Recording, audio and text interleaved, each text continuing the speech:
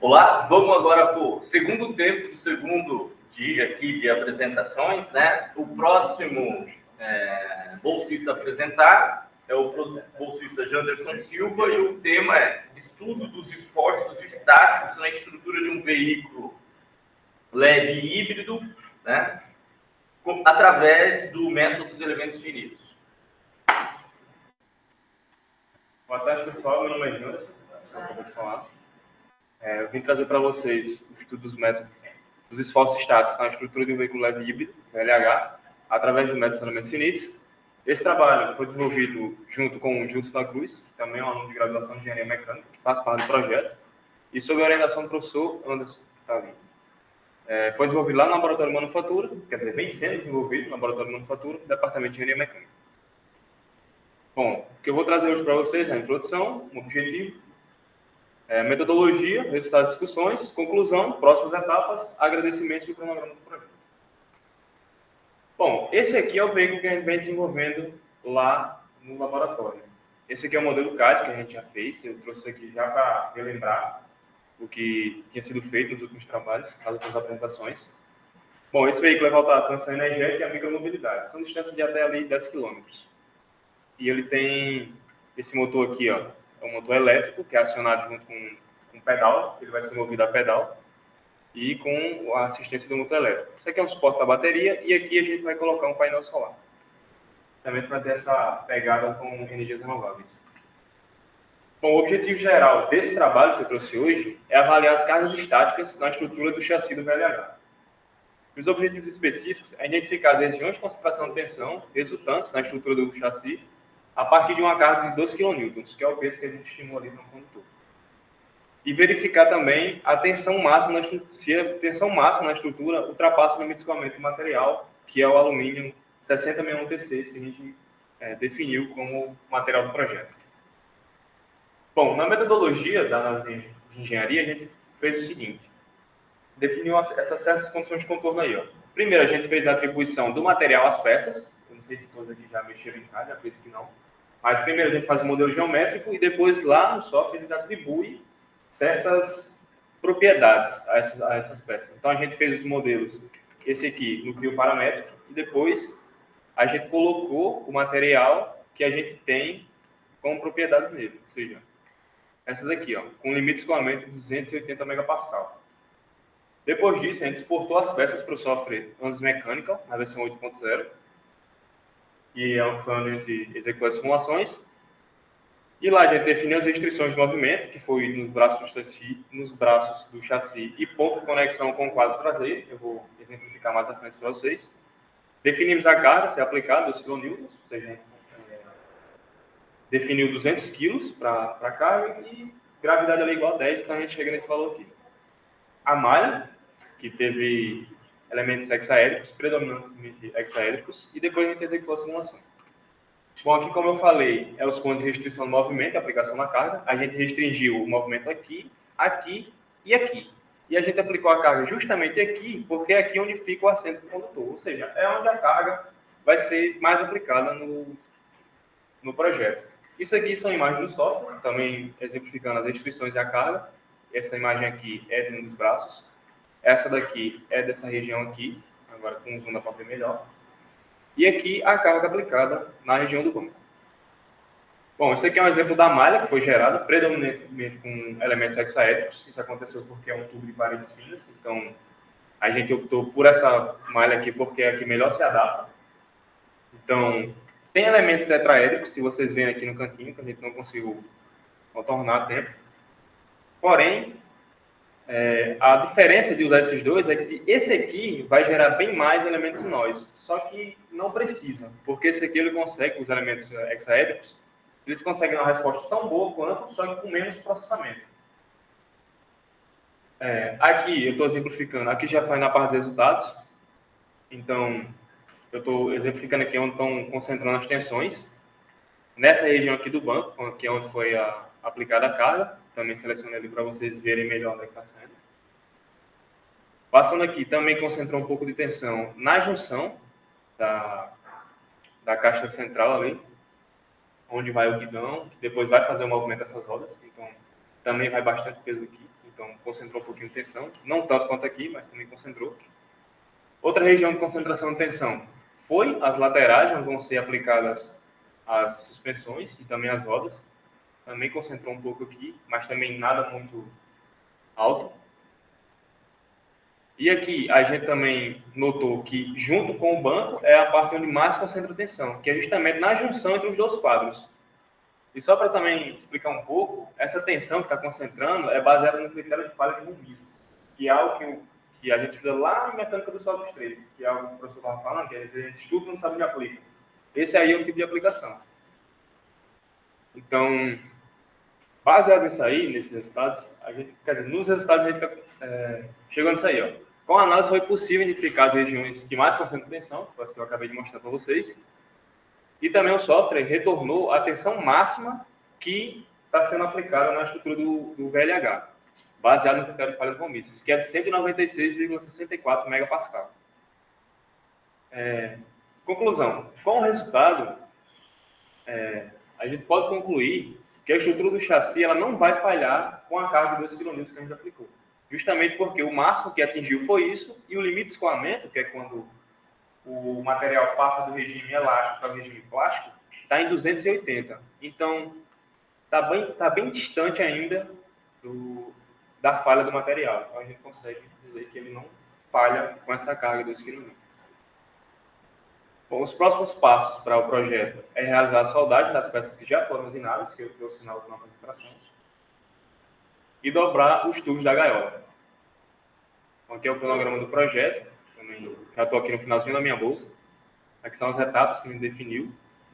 Algumas que estão em vermelho, elas já foram concluídas, porém, infelizmente, não conseguimos entregar no tempo correto. Por exemplo, a modelagem em CAD e a análise CAI, que é essa que eu estou trazendo no vídeo, foi entregue, só que não no tempo que a gente queria. Bom, aqui os agradecimentos, a FINEP, RH, o FRN, Petrobras, a ANP e ao Laboratório de Manufatura, que é onde eu fico. Obrigado.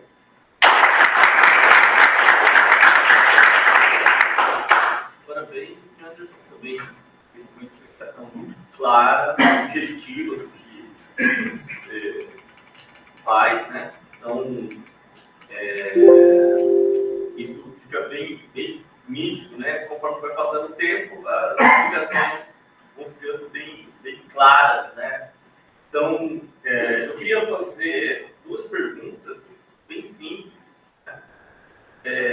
Qual que é o critério de tomada de decisão para vocês do que é adequado do que não é adequado? Qual que é a porcentagem do limite de escoamento que vocês aceitam? Sim, o senhor diz em relação... Então, em teoria, o coeficiente de segurança. Eu ia falar justamente isso. A gente fez o cálculo, não trouxe aqui, mas deu 1,42. A ideia era conseguir buscar na literatura o coeficiente de segurança que é usado em bicicletas. Aí é que tá, eu não consegui achar a tempo. Então vamos lá. Qual é a sua... Justamente para fazer o efeito de comparação. Isso. A sua conclusão tem uma só ingenuidade. Quando você coloca essa conclusão, com o resultado alcançado na simulação, posso concluir que a estrutura do chassi central, que é o ponto crítico, né, que eu acho que você tem que destacar, não falhará sobre uma carga estática. Como o senhor também já conversou comigo algumas vezes, nos testes ele vai ser submetido à carga dinâmica. Assim. Então, realmente, com esse aqui não dá para eu bater o martelo e dizer, olha, não vai falhar. Mas a ideia maior do trabalho foi justamente... Então, esse estudo precisa acontecer. Tá. Estático, primeiro. É isso aqui. Sim. Mas, o que eu estou falando, por isso que eu fiz a correlação com o coeficiente de segurança. Talvez estimar um coeficiente de segurança maior para esses pontos. E aí a pergunta seria, e as soldas? Qual que é a resistência das soldas? Então, reajuste de situação de tensão também, né? São coisas que talvez não estejam no escopo até de um aluno de graduação, né? Mas eu acho que você está entendendo que quanto mais o professor Wallace falava aí, quanto mais você cava nesses assuntos, mais coisa você vai descobrindo. Sim. E aí você vai tendo que pensar em novas coisas. Se você não tivesse essa análise, você ia falar assim, ó, não, vai aguentar, você põe lá, isso, mas você tem um método empírico, né? Então, tem vários pontos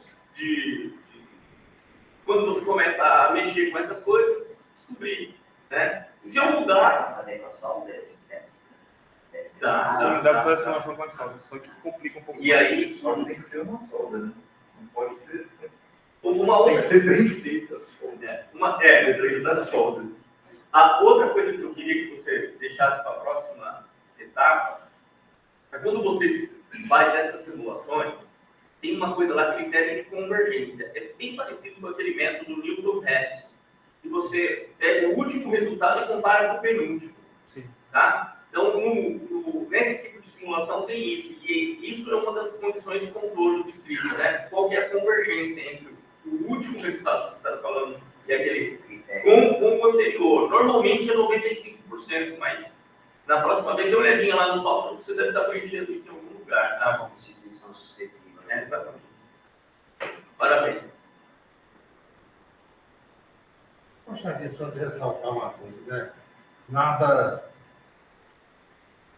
Aqui você falou sobre a conclusão. Essas conclusões, essa sua e outras conclusões que passaram aqui, estão, na minha opinião, estão um pouco confusas. Um parágrafo grande, você dizendo tudo naquele parágrafo. Eu acho um negócio mais interessante você trabalhar com tópicos. Aconteceu isso. É mais fácil de você explicar, para a gente entender tudo, do que encher um negócio desse aí e você fica procurando dentro o que foi que você concluiu realmente. Isso é só minha opinião. Aí cada um, o orientador, o aluno, é que sabe como é que deve fazer a maneira melhor. Mas eu tenho certeza. Se quiser por tópicos, fica bem mais fácil, tanto para você explicar como para a plateia entender. Exatamente, você completando o que ele falou, para fins de relatório, então você tem os objetivos, aí você pode fazer um confronto dos seus objetivos, aqueles que você Como já a vai... Matheus falou no começo, exatamente, que é a sua conclusão, é o que você se propõe no objetivo lá. Então é trabalhar em cima daquilo ali e colocar em cima daquilo. E em cada, diferente do resumo, que a gente tem limite de páginas, no relatório, em cada parágrafo, tratar um assunto, um tópico, entendeu? E aí, no caso, diferente da apresentação, no relatório, você já desenvolver mais. Agora, assim, eu fiquei preocupado com o cronograma, né? E aí a tua bolsa começou quando? Em outubro. Então tá tranquilo. Então você vai até setembro de 2024, tá perfeito. Então tá ótimo. Então, viu, Oswaldo, essas cores aí em vermelho estão tão atrasadas. Tá certo. Por exemplo, esse primeiro ponto aí que está em vermelho, ele está atrasado, mas está em andamento, mas está atrasado. De acordo com o cronograma, está atrasado. Claro. Então, eles seguiam por isso aí.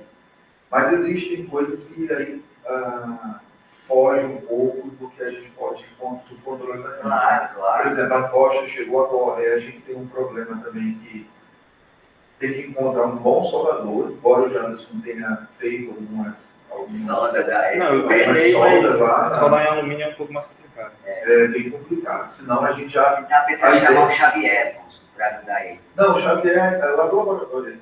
É o Xavier do laboratório? É o Xavier da oficina livre. Não. A gente já conversou com ele, ele já foi lá, fez uns cordões para os meninos. E, enfim, aí não ficou assim 100%, mas ele fez melhor do que os meninos. Frazão ainda está por lá? Não. Tá, também. Ele soldando, né? Frazão. Frazão, eu não sei, ele solda eletrônico de vestido, não sei se ele solda tigre. E alumínio, que Esse é alumínio, Afonso. Só fazer um comentário. Eu tinha perguntado, então o cronograma, desculpa, Não, pode rapidamente, é rápido. Era só mais um aspecto, assim. Quer dizer, será que você consegue montar esse carrinho, esse veículo híbrido leve, assim, qual é a tua expectativa? Assim? A expectativa é que a gente consiga pelo menos a parte central, deixar pelo menos da vida a ele. Tem muita peça usinada, só que nenhuma soldada ainda. E a gente já está com todos os insumos. A gente já tem um gás, que é o argônio, a gente conseguiu a máquina de solda com o laboratório de materiais, só que deu algum problema na tocha, a gente teve que comprar uma. A tocha chegou sexta-feira, tem que fazer isso.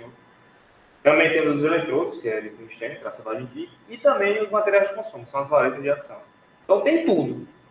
Só está faltando agora Tem que falar. Agora, uma coisa que eu acho que eu senti falta aí, só para acrescentar, é a comparação com a literatura. Quando você mencionou esse eixo, você chegou a usar alguma referência de literatura, entendeu? Você teve uma estratégia de projetar isso, né? Vocês se projetaram esse caminho, né? É o projeto original. A minha dúvida é a seguinte: vocês se ampararam com algum resultado da literatura, alguma informação, ou algum modelo já existente? Já. Aí ele colocou na apresentação, mas ontem ele apresentou para mim, por isso que ele apresentou, que a que você elogiou, ele levou umas carcadas na doutora. Aí ele tinha colocado esse carcaseiro, mas eu falei para ele, ó, o pessoal não está interessado nisso. O Oswaldo e o professor Afonso não está interessado no avanço que você teve no período, entre o último workshop e esse. Aí eu falei para ele tirar. Entendeu? Mas ele apresentou no anterior. Eu sei. Porque assim, a dúvida vocês estão apresentando algo original, mas talvez, por exemplo, para ter segurança que o negócio vai funcionar, você fez as simulações. Mas existem equivalentes na literatura que já estão funcionando, que têm aproximadamente a mesma resistência, entende? Para a gente garantir. Porque tem a questão de resistência e de peso, né? Porque é que nem prancha de surf que eu trabalho não, que eu uso, né? E aí tem a densidade, que é a massa sobre o volume. Isso aí é que dá a flutuação. Aqui no caso, se você tiver ele leve, você vai ter uma mobilidade melhor também, não é isso? Então, mas aí se você faz ele muito leve, não tem resistência. Então tem um balanço aí nessa brincadeira. Inclusive, professor, a adoção desse material foi justamente isso, a relação peso-resistência que ele tem. Ele tem uma alta resistência, mas leve. Então, E o alumínio. Tem esses veículos, tem um monte de fabricantes assim, não no Brasil, mas fora do Brasil, Canadá, Europa e tal. Só que você não encontra nada porque é tudo de empresa, né? Nada de projeto, essas coisas. Nenhuma informação, não tem nada reportado. Muito pouca informação. Mas aí que entra a gente, como ciência, a gente vai desenvolver e vai fundamentando, né? Eu acho que na literatura básica também tem essas questões de resistência, essas coisas. Então é aí que você tem você tem recheio para fazer a tua monografia e as suas publicações, que é a parte científica, né? Eu acho que nesse trabalho dele aí, o que faltou de informação foi aquilo que a gente conversou ontem, que a gente também colocou. A questão do fator de segurança. A gente precisa encontrar que fator de segurança é usado. Por exemplo, se você não tiver de automóveis como esse, né? Mas tiver de bicicleta, já é alguma coisa. Perfeito. Uma métrica para comparação. Eu acho que Para pelo menos você se ter uma base. Eu acho que os livros de mecânica dos sólidos, você vai encontrar fatores de segurança em função do tipo de aplicação. Né? Pode ser também. Então, acho que, dá uma olhadinha nos livros de mecânica dos sólidos. A última coisa que eu quero ressaltar, tem um termo aí que você está usando que está errado. Volte lá no outro slide que você mostra o carro. Projeto conceitual. Esse modelo CAD aí, o termo modelo CAD está errado, é modelo geométrico, tá? O CAD é uma coisa e modelo geométrico é outra coisa. CAD é a ferramenta, tá? Sim. Então, modelo geométrico pode ser feito com software CAD, mas essas duas coisas aí são incompatíveis, tá? Mas sim, perfeito, parabéns. A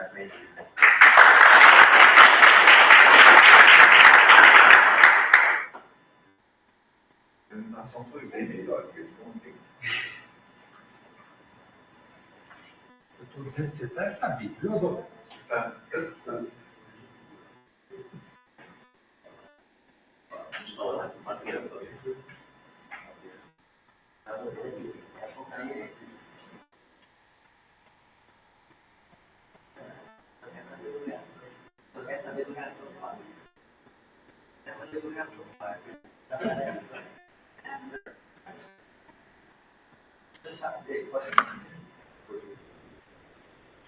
Até você vai ver amanhã, vai. Eu acho que é do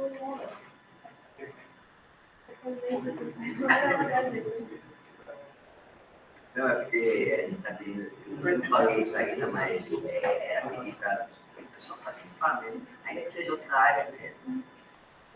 Então, vamos lá. A próxima a apresentar é a Nathalie.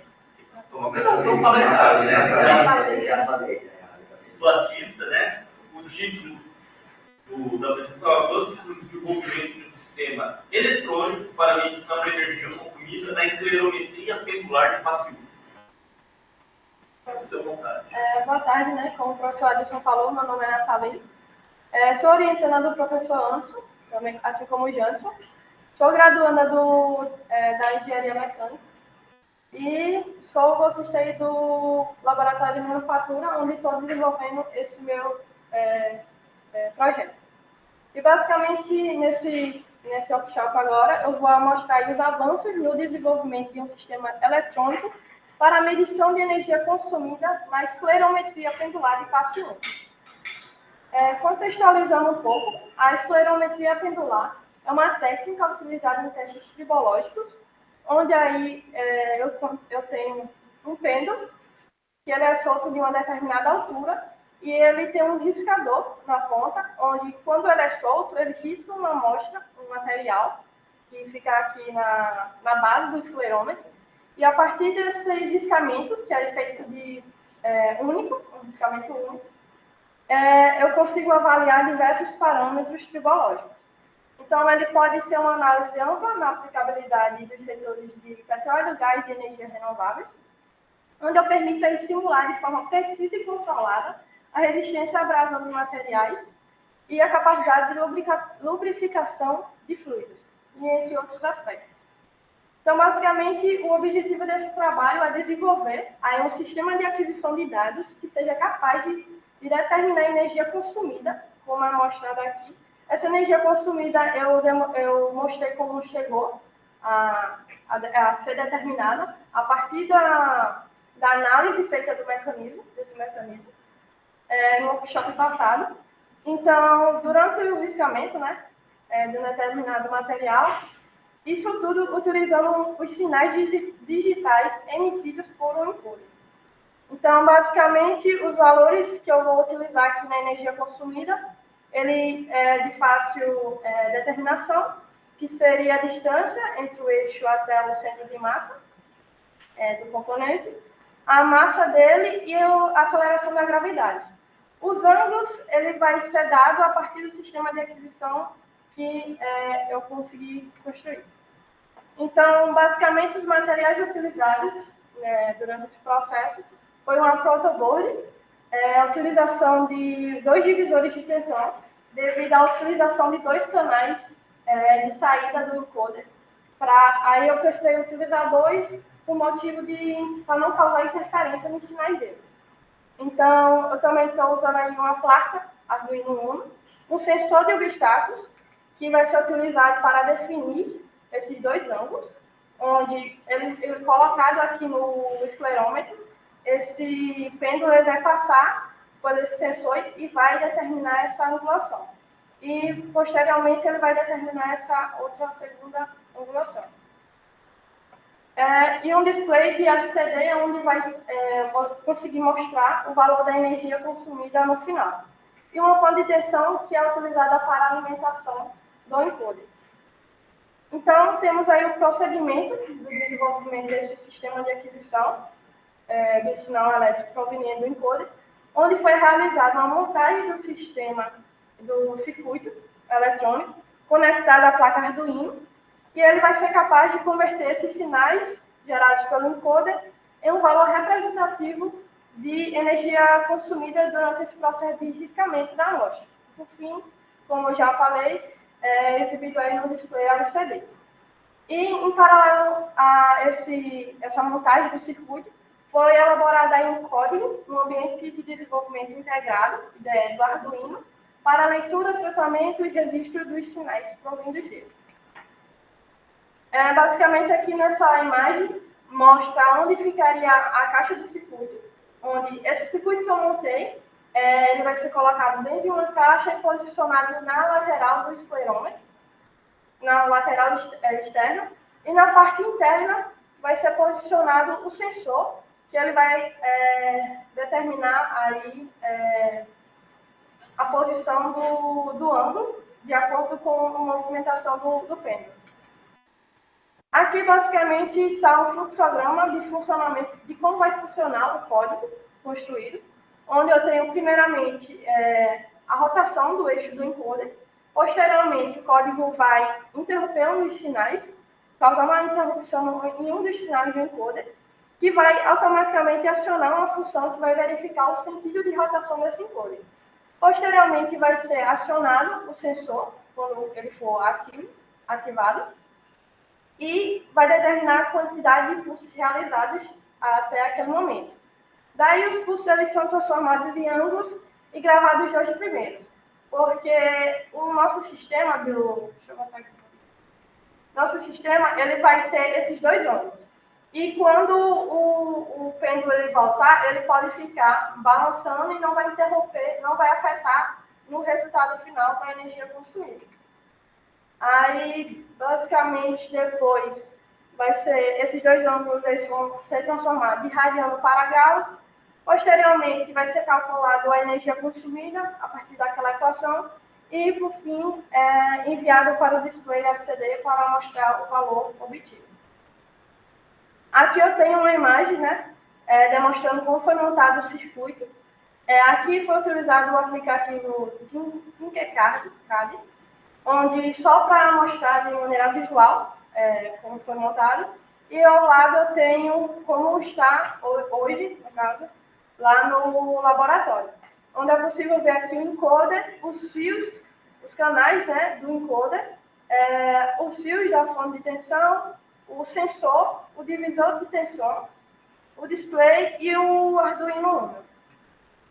E aqui só para não prolongar tanto, mas para demonstrar uma parte do código que foi feito, elaborado.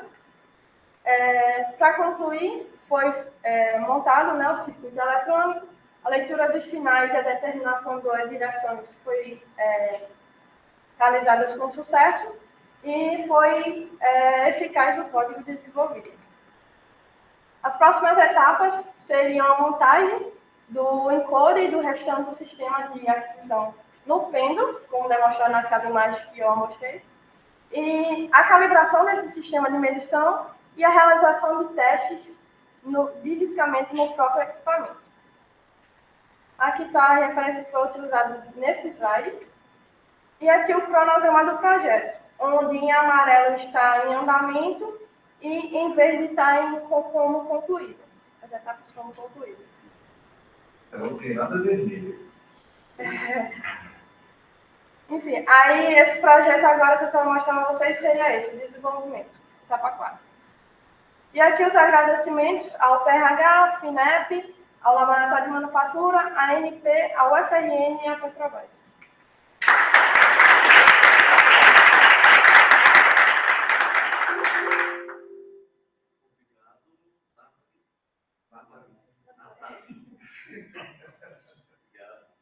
Mais uma vez eu vou estender aqui a clareza, né, na apresentação, né?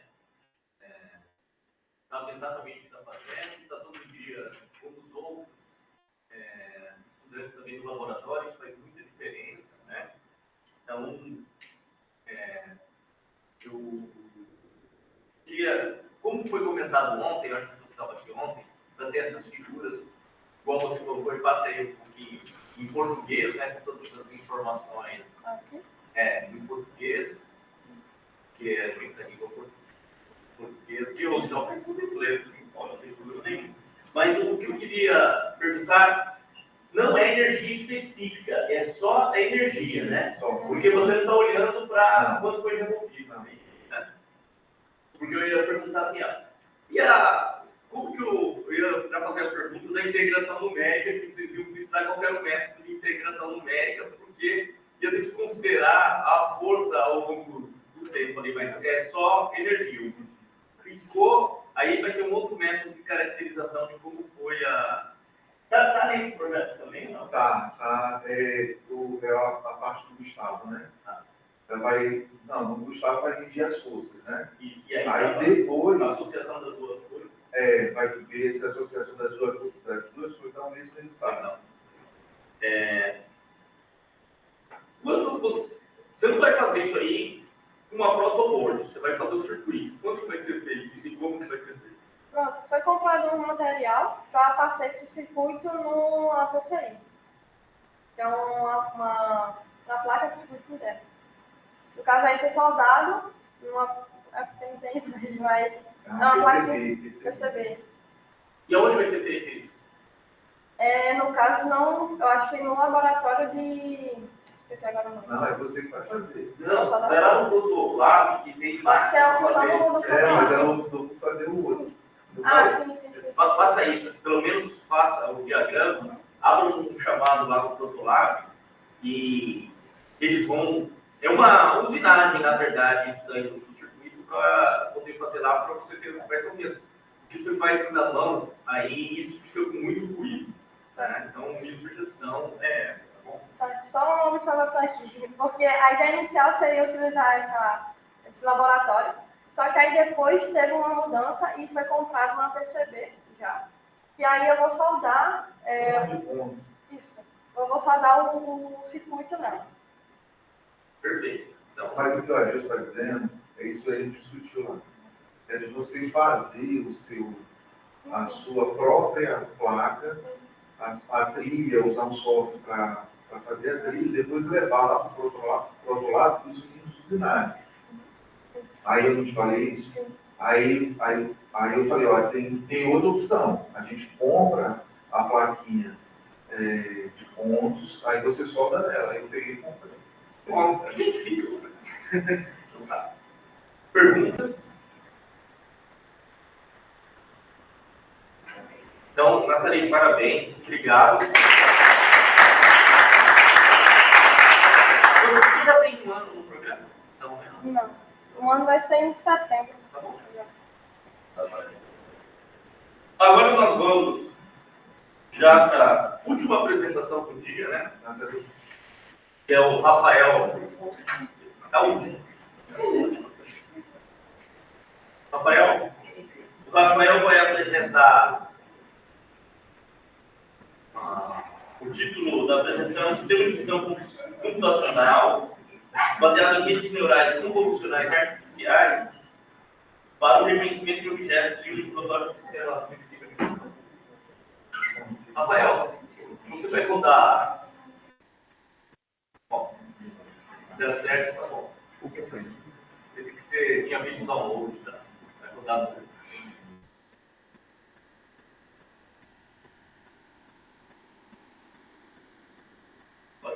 Boa tarde, sou o Rafael Serafim. Eu vou falar aqui sobre um sistema de visão computacional baseado em redes neurais convolucionais para o reconhecimento de objetos, tá bom? Isso vai ser aplicado a um protótipo de um sistema flexível de manufatura. Eu trabalho no laboratório de manufatura do Departamento de Engenharia Mecânica aqui da UFRN. Sou orientador do professor Adilson e co-orientador do professor Jefferson, do IFRN. Falando brevemente sobre o que eu vou abordar na apresentação, eu vou introduzir alguns conceitos que a gente vai precisar para falar na hora dos resultados. Vou descrever os métodos que eu desenvolvi, que eu estudei para fazer essa pesquisa. Eu vou falar um pouco dos resultados que eu obtive nessa primeira rodada de testes e discutir um pouco a respeito. E, por fim, eu vou concluir sobre o que eu consegui fazer até o momento. Primeiro, falar um pouco sobre o Sistema Flexível de Manufatura, ou FMS, tá bom? Que ele é um sistema composto por máquinas e ferramentas, que são tipicamente gerenciadas por comandos numéricos, né, CN6. Essas máquinas e ferramentas são interconectadas, são ligadas por um sistema de transporte e manipulação, e todo esse sistema ele é gerenciado por um sistema de tomada de decisões centralizado.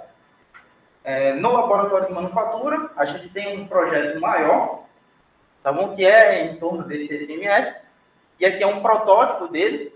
Então, a gente tem aqui o sistema de transporte, que é essa esteira, e a gente tem aqui a manipulação, que é composta por esse braço, essa garra mecânica, e o microcontrolador MyReal, e tudo isso configurado, né? Essa configuração no software LabVIEW, certo? A gente tem um computador central, e para que essa manipulação aconteça, a gente vai precisar de um objeto que vai ficar aqui, vai passar pela esteira e vai ser manipulado para alguma área de destino. Para que eu saiba para onde eu tenho que mandar esse objeto, eu tenho que saber o que é esse objeto. E aí entra a minha parte que vai ficar aqui na câmera. Como assim? Para eu reconhecer esse objeto, eu vou precisar de um sistema de visão computacional, certo? Esse sistema de visão computacional, ele serve para o processamento de imagens.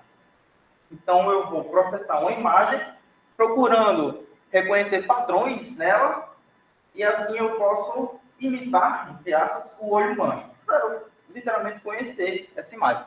Para fazer esse processamento, a literatura associa as redes neurais convolucionais artificiais com a visão computacional.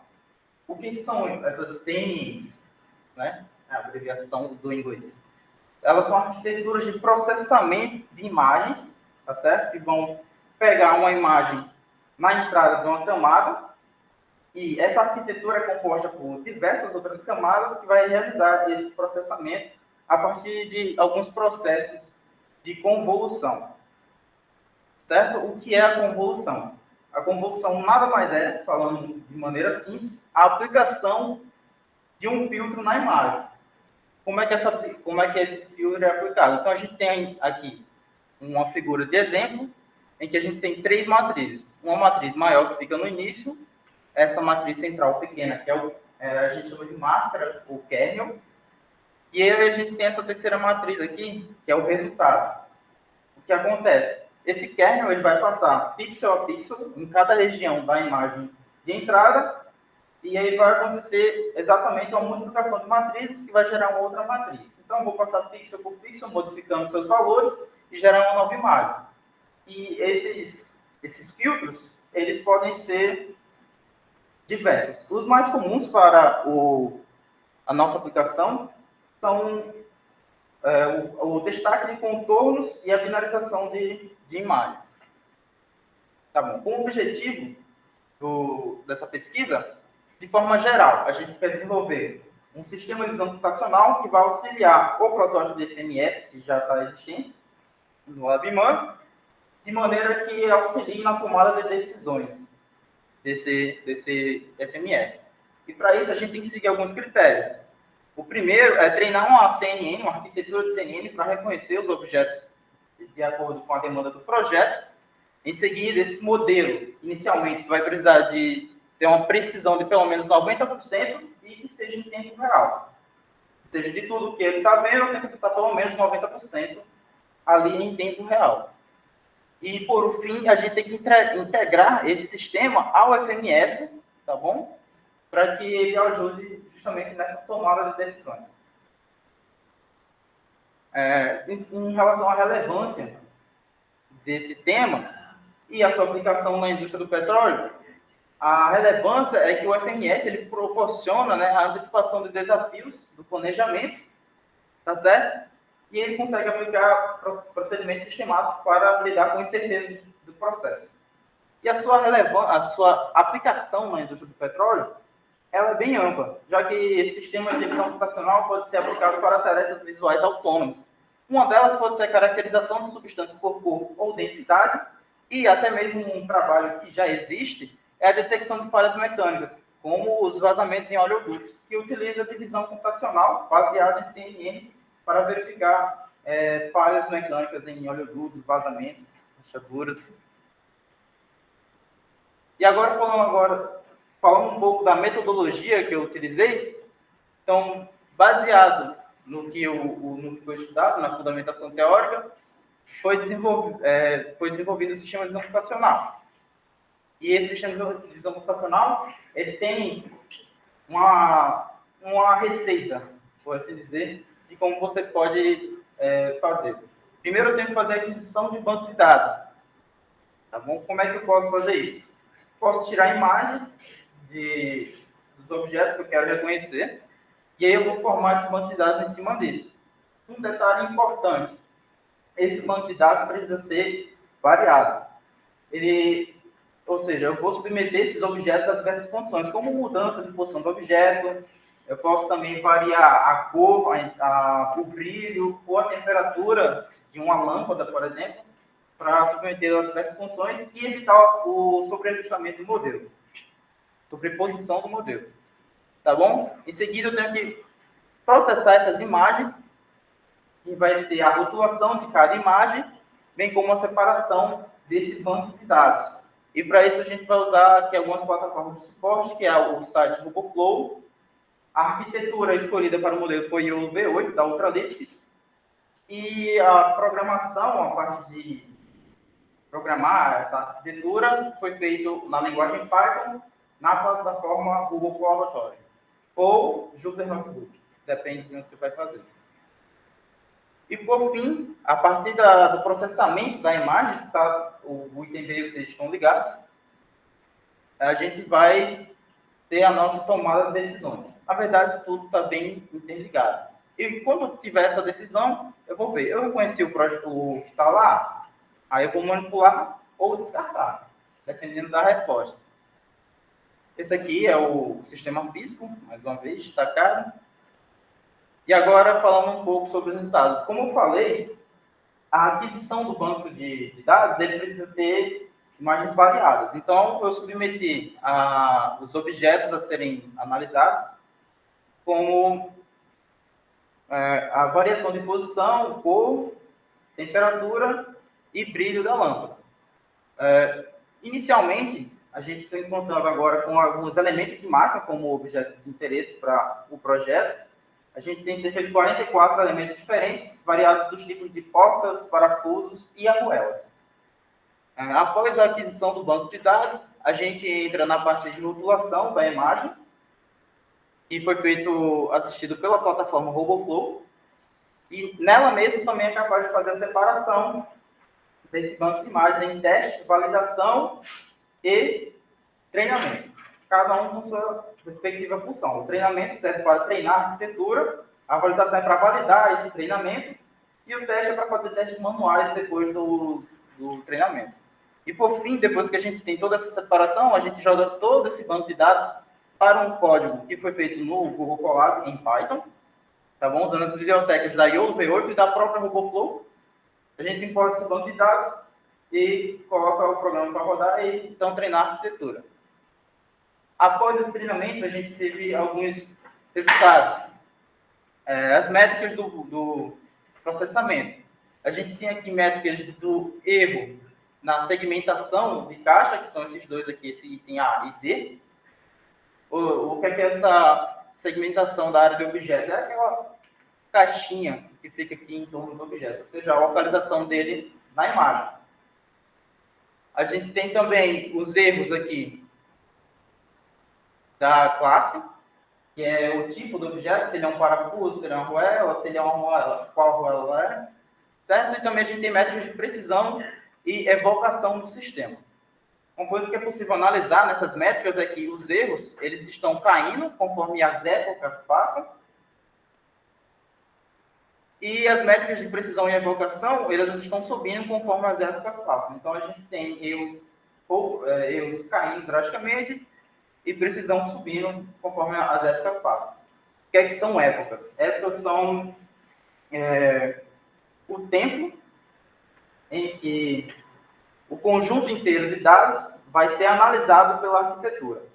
E essa arquitetura ela trabalha com retropropagação de erros, ou seja, o que ela errou na primeira é ajustado na segunda época e assim por diante até chegar ao final das 100 épocas. Agora, falando sobre valores mais específicos das métricas, a gente tem uma precisão de 89,7%, uma evocação de 93,5% e uma velocidade de processamento mínima de 25 frames por segundo, ou FPS. Tá bom? A precisão é a taxa de casos ditos como verdadeiros positivos, ou seja, é a taxa de predição dos verdadeiros, e E a evocação é a taxa de casos verdadeiros positivos corretamente identificados. Então, é a taxa de verdadeiros positivos. A gente tem também a velocidade de processamento mínima, que é a menor velocidade que o modelo atinge para processar uma única imagem. Além disso, a gente tem aqui a esteira do FMS, como ela funciona. Ela vai ter uma velocidade, tá bom? Vai passar a partir do motor. E o sistema computacional tem uma região de interesse, que é onde ela vai reconhecer o objeto quando passa nesse quadrado. A gente tem uma velocidade da esteira de 314 milímetros e o tempo que a gente tem a partir da velocidade é de 40 milissegundos para cada imagem. Ou seja, a cada 1 segundo eu analiso 25 imagens. Certo? Outro detalhe importante é que quando algum objeto passa na região de interesse, a esteira para para o manipulador pegar e manipular esse objeto. Então, a gente tem aqui, a gente pode dizer que esse sistema acontece em tempo real, já que ele leva apenas 40 milissegundos. Então, assim que o objeto parou na esteira, em 40 milissegundos ele reconhece o que é e passa a informação para o manipulador começar a manipular esse objeto e dar continuidade para os próximos. Por fim, a gente pode concluir que o modelo ele foi treinado, né, para reconhecer essas portas, parafusos e arruelas, que são os elementos que a gente quer inicialmente. Foi feito o treinamento. Posteriormente, a arquitetura que a gente escolheu, ela permitiu o reconhecimento de objetos a uma taxa de 89,7% em uma primeira rodada de teste. Não foi os 90% que a gente esperava. Entretanto, é possível melhorar sua precisão ao realizar a investigação da robustez do modelo atual. Então, tem como investigar o modelo atual para que seja possível aumentar essa precisão aqui para ser melhor, né? Para ser o que a gente espera ou até melhor. Se bem que foi até perto, né? De 90% para 89,7%, está quase lá. Por fim, agradecer os órgãos e as instituições que suportam o projeto, o Laboratório de Manufatura, a UFRN, a PRH, a AMPA, a FINEP e a Petrobras.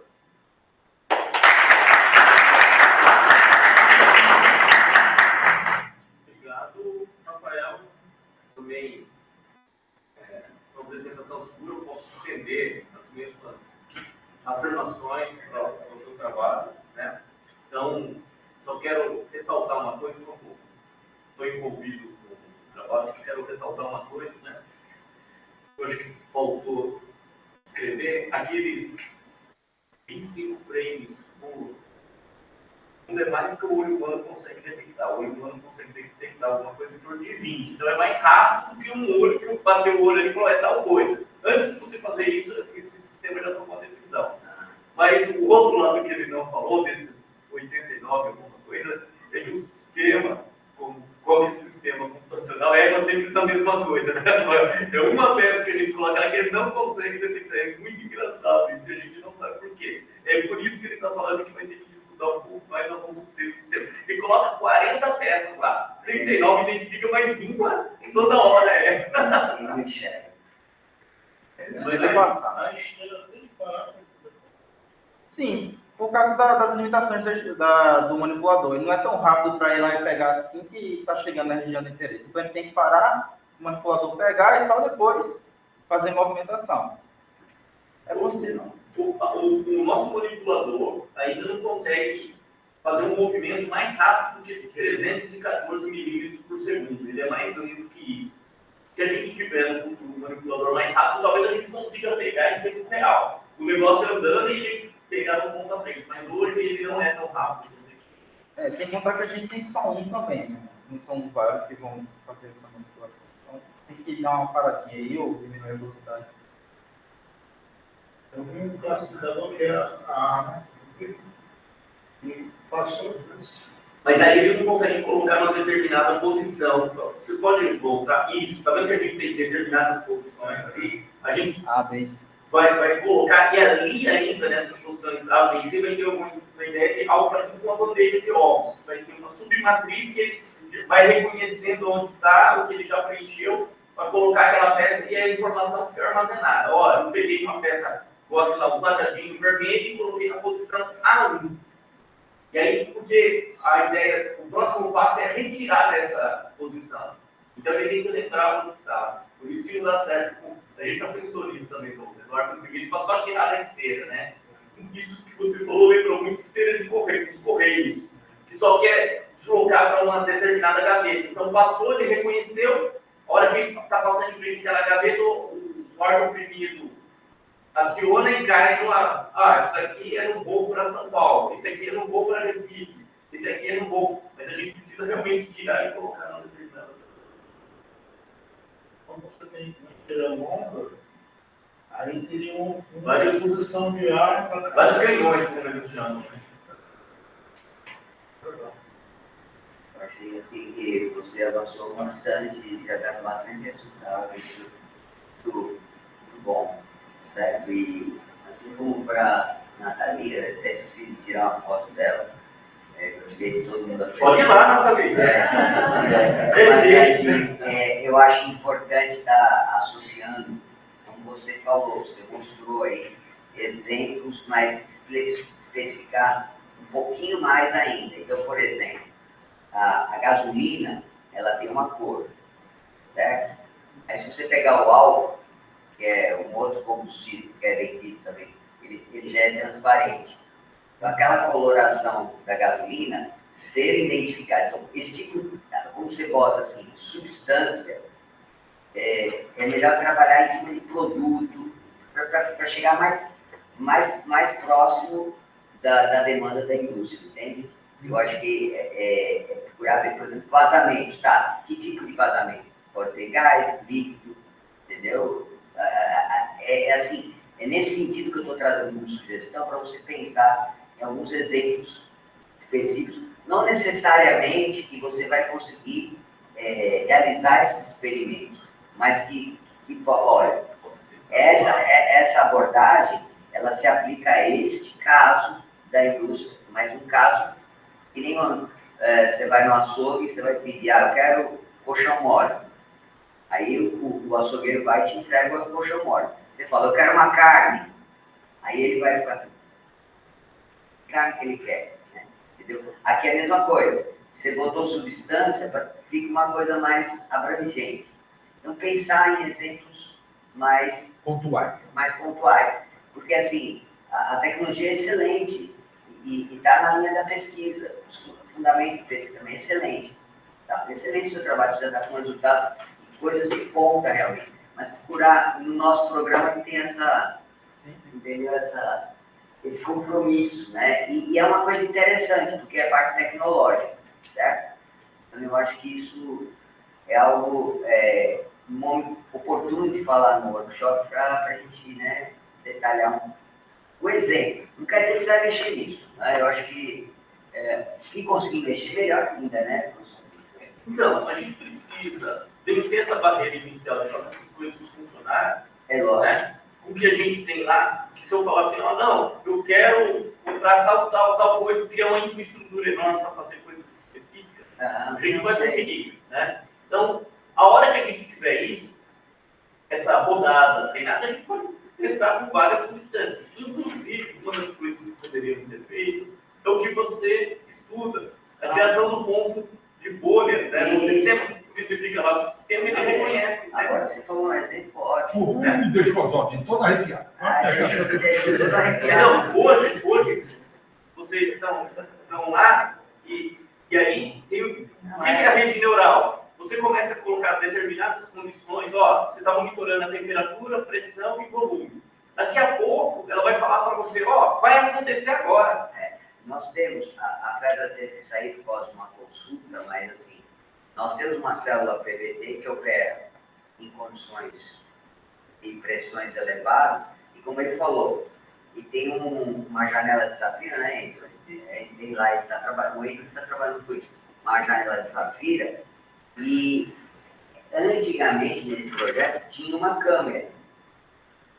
Aí passaram-se anos, né, não gosto de ficar falando isso, mas a câmera desapareceu lá do laboratório, mas tudo bem.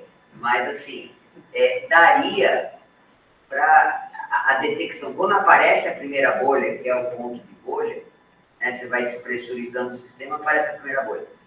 Como monitorar isso, detectar isso, e aí essa é uma coisa que já se faz, os equipamentos importados, que custam caríssimo, eles fazem isso.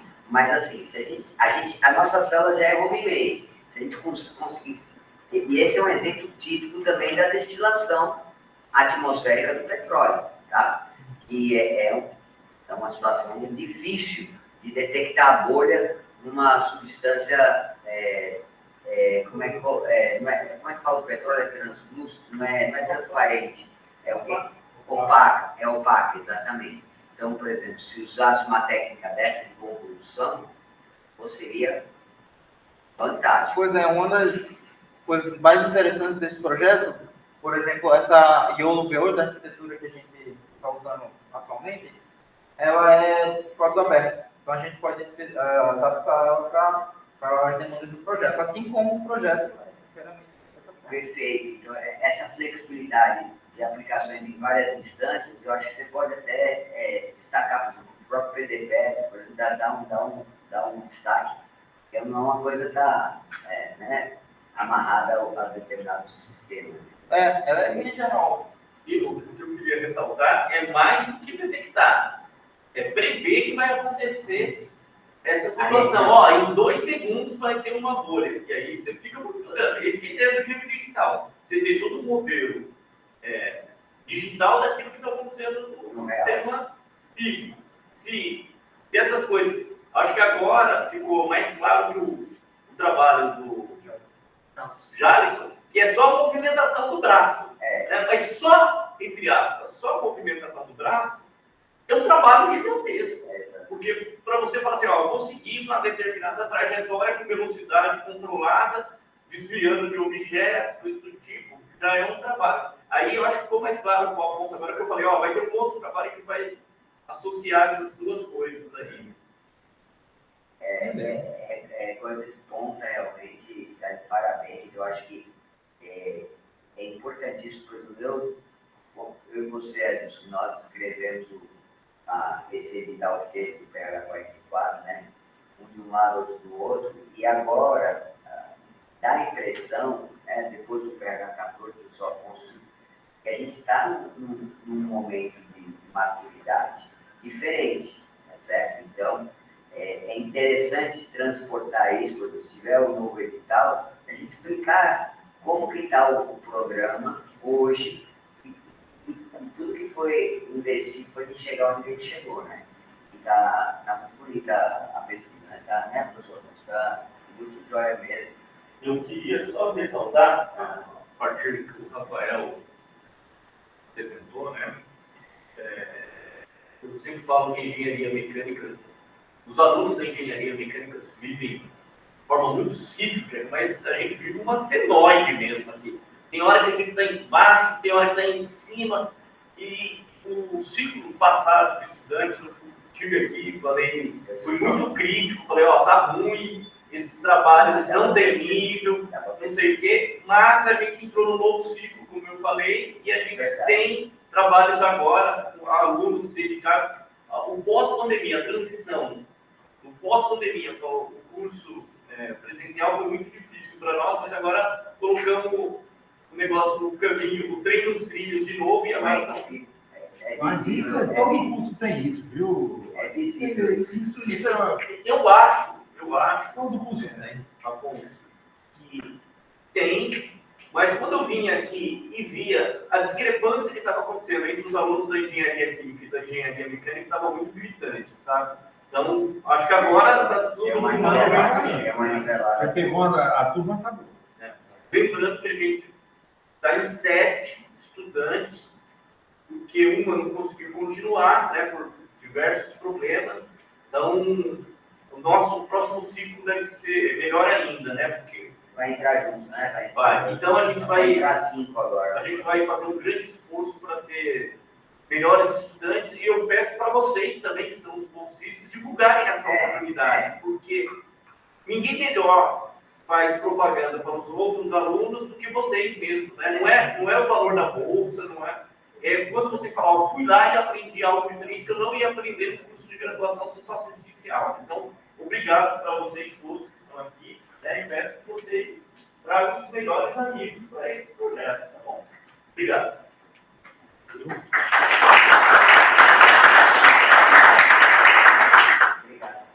Vem aqui, Natália, fica ali. Depois eu vou fazer a